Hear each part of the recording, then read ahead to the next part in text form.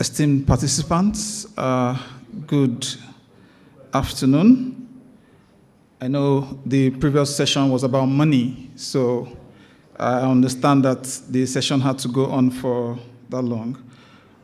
My session is actually a lightning talk, and it's not going to take a long time or a ton of time. Let me first of all start by introducing myself. My name is Armsfree Ajanaku. I'm the editor-in-chief of Explainer Media, and I'm also a countering disinformation consultant in Nigeria. I've been working on various projects in Nigeria and West Africa, talking about countering disinformation and trying to build resilience in the information ecosystem within Nigeria to respond to the very malign activities of several threat actors that have actually flooded the space and flooded the information environment within Nigeria. So without much ado, I will quickly go into my presentation. Just a very short outline, talking about the introduction, key developments, content analysis, outcomes, and what I believe are very important action points to address the clear and present danger that West Africa's democracies are facing when it comes to the malign activities of threat actors. So this lightning talk is just to provide a snapshot of the different strands of China narratives in Nigeria's print and online media, and they would contribute to, and how they contribute to the projection of Chinese influence. Through editorial content analysis, I will interrogate the journalistic outputs and what the implications of these different narratives mean for local, regional, and global issues. In terms of the time scale of what I was talking about, I really focused more on the period since when the Nigerian President Bola Ahmed Tinubu got into the saddle. And there has been an intensifying kind of engagement between Nigeria and China. Yes, Buhari was a very Chinese-friendly president, but under Tinubu, that friendship seems to be deepening in one direction because at the moment, okay, yeah, oh, sorry. Okay, no mode now. Yeah. All right. Okay, yeah, this.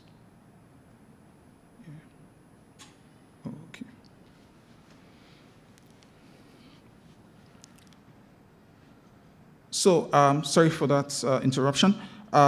So, Tinubu's presidency has been more focused on the economy, trying to revamp Nigeria's economy, and so there is this growing affinity between Nigeria and China. And some of the key developments around the Tinubu presidency is that he has been trying to push governance around what he calls the Renewed Hope agenda in Nigeria. And the Renewed Hope agenda essentially talks about reflating economy. But of course, the implementation of the reforms by President Tinubu have actually met with a backlash. And a lot of the backlash we've seen in such events as the End Governance protest, where we saw young Nigerians waving Russian flags right inside the territory of Nigeria and then calling for military takeover like it happened in the Sahelian states of Mali, Burkina Faso, and Guinea. So these are some of the issues that are bubbling up at the domestic level, and that serves as a context for some of the strategic alliances on the international stage that the Tinubu presidency is trying to pursue. We have also seen Nigeria's very robust participation at the Forum of China and Africa Cooperation. As a matter of fact, Nigeria had a state visit on the sidelines of this forum. And of course, there have been a slew of memoranda of understanding on various areas of mutual interest, including cooperation between Nigeria and China on jointly promoting the Belt and Road Initiative, memoranda of understanding on media exchange. And this is very important because we're talking about media narratives and cooperation. And there is a memoranda of understanding between China Media Group and the Nigeria Television Authority, which is Nigeria's broadcaster. So when we do a quick editorial content analysis of the Nigeria media reportage of Nigeria's engagement with China, what we'll find is that there has been an increasingly uncritical and very positive reportage of what Nigeria's engagement with China will bring. So if you see this particular news article from one of Nigeria's major national dailies, it says Tinubu's visit to China, talking about craving for strategic partnership. So you can see that most of the editorials, most of the opinion articles, most of the interventions in the national daily are looking towards China. They are pro-China in terms of their narrative. So I did further content analysis, and this is one of the editorials from Punch newspaper, which is described as the most widely read newspaper in Nigeria. Here is an excerpt from an editorial they did around the FOCAC visit. It said, Tinubu appears enamored of Xi's country, talking about Xi Jinping. China may be a communist country and restrict certain freedoms, but its leaders are clear and intentional about where they want their country to be and how to get it there. They support education and promote science and technology, while 7G technology is already integrated into the military operations of China. Chinese speed trains are top-notch as it is in the agricultural sector. With 1.4 billion people and the second largest population in the world behind India, China has modified its two-child policy. In 2024, the country projected a 5.0% growth of its economy, and experts say it's possible. In other words, this editorial from a leading Nigerian newspaper is saying the Chinese model is good for us. Let's go with this Chinese model. And if Nigeria can look towards China and do what China is doing, Nigeria would definitely be on the road to its economic prosperity and its economic stability. So in pushing these narratives about China, there is also no balancing act when you look at the content analysis of the editorial. There's no balancing act to also look at other dimensions, other issues on the international stage that also should engage an editorial like this. For example, the Taiwan question does not feature in this editorial, and this comes around the time of the FOCAC visits. So for us, this kind of unbalanced, just one-sided or lopsided editorializing presents a very big journalistic problem in terms of the kind of narratives that are being portrayed. There are other content analyses that also show how much of the reportage on China is just one-size-fits-all description of the economic advantage of working with China, of being close to China, and then there is really not much critical analysis to also interrogate the issues and have a common position in terms of this is what the Chinese are bringing, but what are the drawbacks of some of the engagements that they have made. For example, issues of the environment do not feature in much of the content analysis that we have done. Issues of how Chinese companies also engage in practices that undermine the environment also do not feature in this content analysis. On the week of the FOCAC visit, just around the period of the FOCAC visit, this was the Economic and Financial Crimes Commission of Nigeria, which is the anti-corruption agency in Nigeria. This agency arrested 5 Chinese for alleged illegal mining in Uyo, in one of the states in the Niger Delta. But of course, this development did not get as much media attention as the other discussions around these are the great things that China wants to do for us. We do not have any reservations about what China wants to do, but we believe from the journalistic point of view that some of these stories should be balanced and should give us a clearer picture of what is happening on the ground. So like this story didn't get any traction at all in the media space. Meanwhile, all the other uncritical stories, rehashed stories really got much space from the content analysis conducted. So what are the themes? What are the themes that came out from the various editorials, news articles that were analyzed? One of it is that Nigeria's relationships with China is critical for its economic recovery efforts. Another is that Nigeria will achieve its infrastructural needs if it keeps being friends with China. Another is that small-scale businesses are thriving in China while they are dying in Nigeria because of huge running costs and unfavorable business environment. So the point here is Nigeria should also implement what the Chinese are implementing to boost small-scale businesses. So there's the argument that China may be a communist country and may restrict certain freedoms, but its leaders are clear and intentional about where they want their country to be and how to get it there. Nigeria needs to copy this model. So this is one of the themes that has come out of the editorial of and the news analysis. Another repeated theme is Chinese speed trains. The fact that they are top-notch, just like their agricultural sector, and Nigeria should emulate, trying to build, this kind of model. There was a theme around Nigeria being beholden to China.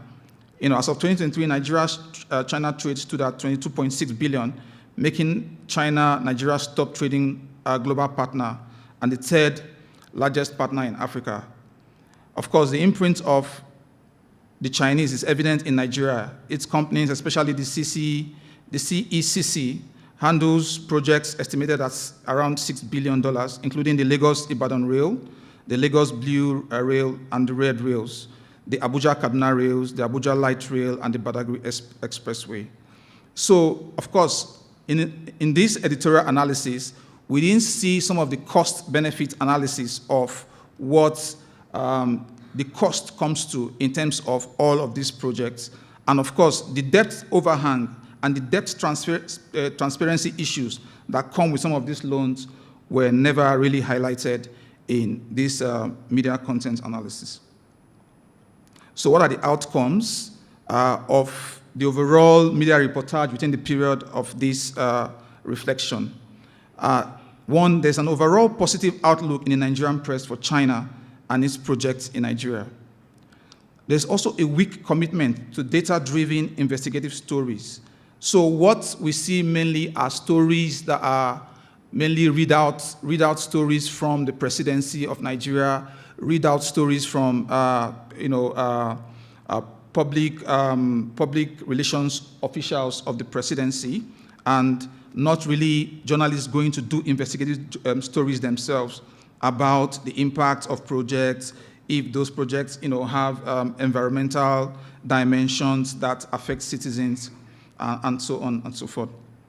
There's also the favorable perception of China among Nigeria's political elites, then the less than passing interest in reporting about accountability issues, which underlie Chinese projects and development efforts in Nigeria. Of course, there is a low awareness on the part of citizens about the downsides and the adverse effects of China-supported projects. So we are not saying the China projects are all bad, but some of them actually have serious implications for the environment that we believe should be brought to the front burner.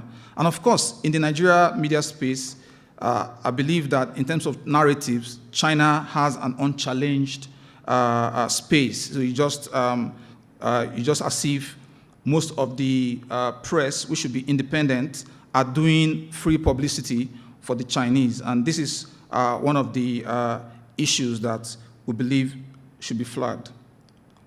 So action points in terms of mitigating this level of influence, and then talking about the role of journalists and fact-checkers. So there is a need, an urgent need in Nigeria to train journalists, fact-checkers, and countering disinformation experts to interrogate the lopsided official narratives on Chinese projects, loans, and relationships.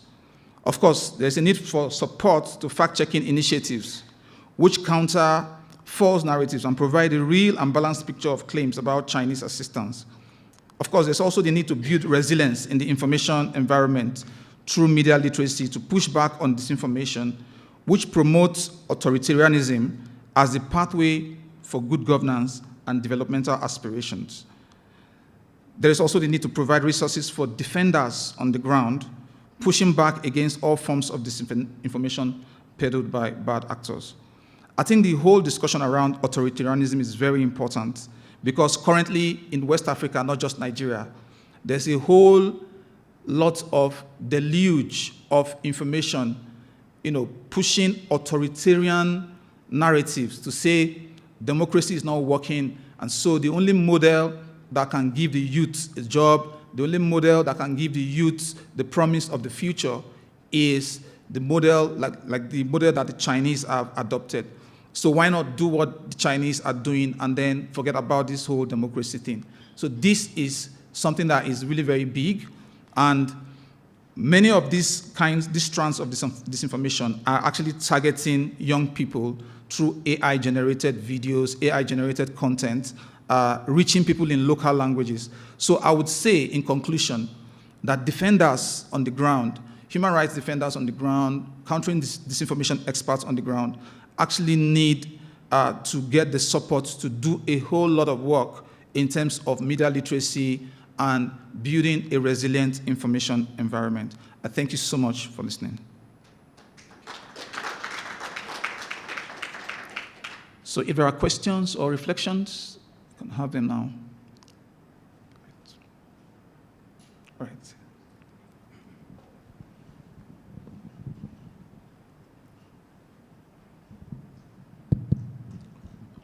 Okay, thank you. I think the presentation is very much enlightening with respect to the media landscape vis-a-vis reportage on the Chinese influence in Nigeria. So I think I have 2 or 3 questions. Number one, I think you mentioned that there isn't much of investigative or even analytical journalism with respect to the effectiveness of Chinese projects in Nigeria. So maybe my question would be, why do you think there is such a state of affairs? Why are the media not delving into investigations or analytical pieces on the operations of China? That's number one. Number two, you mentioned that the current President, Tinubu, seems not to have interest in China. Where does his interest lie? That's my second question. Then number three, this question may actually be relevant even to other presentations. We have Mr. Donald Trump as the president-elect of the US. And one of the things he has mentioned is that the likes of Vladimir Putin, the likes of Xi Jinping are above their game. So, and here we are trying to protect democracy from the authoritarian influence. Where does that put us? All right. Thank you. I think that's a triple-barrel question. And thank you so much for those questions. So to just very straight to the very first question about why investigative journalism or investigative reporting, why is it not happening in the context of Chinese projects? So I would say that the way the Chinese content moves around on, in Nigerian media space, it moves in a way that is incentivized. So China and Russia, they do a lot of paid articles to the media houses. They do lots of advertorials. So that could explain why we have low energy in terms of investigation on Chinese issues. But I believe that there are journalists on the ground who are interested, and that's part of what we are taking away from this conference, the need for us to actually put the spotlight a lot more on especially Chinese projects. I'll give you the example of the Abuja-Kaduna rail line that the Chinese did. Several times that train has failed and left commuters stranded in the bush. But when narratives around the project wants to come, it only comes more in the positive dimension that, oh, we have a Kaduna-Abuja rail, and there is not much interrogation in why a rail project that is so recent, would have failures from time to time. In fact, there was a time even the train was attacked by bandits and all of that. So these are some of the things we believe that they should be brought to the fore in investigative pieces. So I would say from the outside, the Chinese own way of also engaging in terms of promoting their content, in terms of journalist training. They take a lot of journalists to Beijing for trainings and all of that. So when journalists come back from such trainings, I believe that there is a reduced interest in trying to go in, investigate issues around accountability issues around Chinese projects. So that's one explanation for it. Another explanation is that investigative reporting is actually very capital intensive.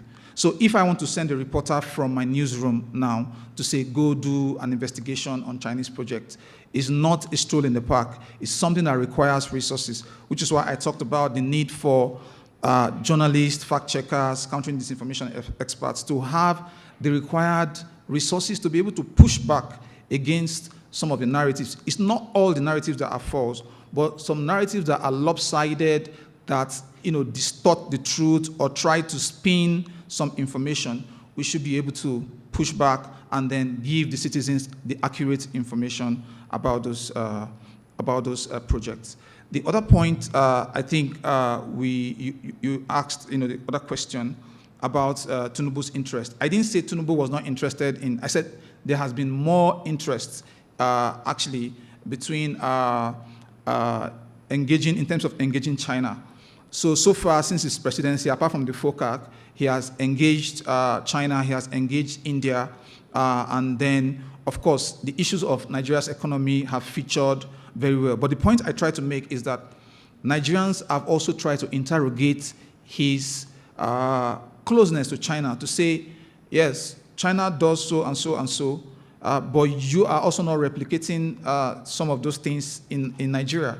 And that shows that the narrative around China being a model is sinking in every day, that citizens want Nigeria to replicate that model. And we must, I believe, begin to push back on that model. To the final point about democracy, I think there are several Afrobarometer surveys that show that around 70% of Nigerians still believe that democracy is the pathway for their developmental aspirations. And so with that level of citizens being engaged in the democratic process, I think it's a mark of faith that if we work to sustain democracy, if we work to build democracy and make democracy viable, because right now there's a decline in the participation. I just returned from the state elections in Nigeria, in one of the states in the southwest, where the voter turnout for the election declined, to 24% from around 32%.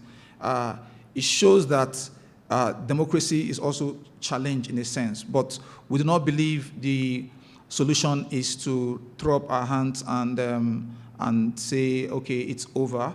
We believe that we can still engage, because even the Sahelian states that are now under military rule, they are not having it rosy, even though in the disinformation space they are always projecting the thinking that everything is okay in those states. But we have civil society partners in those states, and we know that things are not easy with them. They cannot speak freely anymore. They cannot, they cannot associate with other parts of the region anymore. So there are definitely many benefits for us being a democracy. I also believe that, yes, Nigeria is a hybrid democracy. We want to push forward the role of the free press. The role of information literacy is critical for us to improve in terms of our democratic output. Thank you. All right, sir. Sorry, just a final question. Okay. We are in a closing ceremony. Yes. Feel free to pick up your participants. All right. Yes, sir. My quick question is,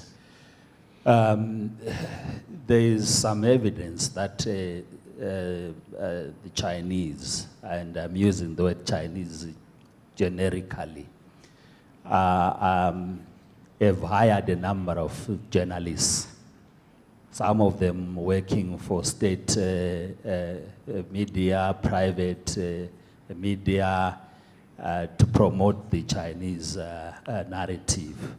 And yet they will be working for the state media or private or independent media. So you find that some stories are emerging simply because there are some kind of payments that are done. Is it something that is prevalent in Nigeria? Is it something that you would say is problematic? If so, is there any method of addressing it? Absolutely. Thank you. Thank you for that very excellent question. Is that all? Yeah, sure. All right. Yeah, thank you. So absolutely, this is the situation. And many of those contents come in the form of editorials and advertorials. So in this case, advertorials, means that, the person pushing the content just pays for the space. So the editor or the publisher of that newspaper or online media can say, well, it's an advertorial, it's a paid, for. So the button sponsored is being used to evade kind of editorial scrutiny that is required for every kind of material that comes in. So I think that pathway is being used increasingly to push in, China promoting content, to push in China related kind of PR, I would say, in the media. And so if you ask me if this is problematic, yes, it is. It is problematic because citizens are following a lot of these media houses, and there are a lot of online blogs that are mushrooming right now. There are social media journalists that are coming up that are, that will basically pick content, share content from some of the legacy media houses. And if we have this situation going on without an alternative voice, I think what the biggest losers at the end of the day will be the citizens, because those advertorials, those sponsored content are not always accurate. They don't always tell the true story. They don't always give the real picture of what is on the ground. And they don't also give a realistic view of what the expectations of citizens should be. And so citizens will tend to just swallow these things hook, line, and sinker. So I believe that the time is right for a pushback. Pushback in the sense that we need more balanced content. We need fact checkers who are going to be able to pick all of this content and say, we are scrutinizing it, we are giving an alternative view. We need fact checkers, we need countering disinformation experts to be on board with this. And I believe that role is critical now than ever, because in earlier sessions, the point has also been made that there's a convergence between the kind of narratives that the Russians are pushing and also the narrative that the Chinese are pushing. So if that convergence is happening, I think it will be a very effective strategy to have an alternative such that they are not all just dominating the space and having it their way when it comes to the editorial content in the media. Thank you.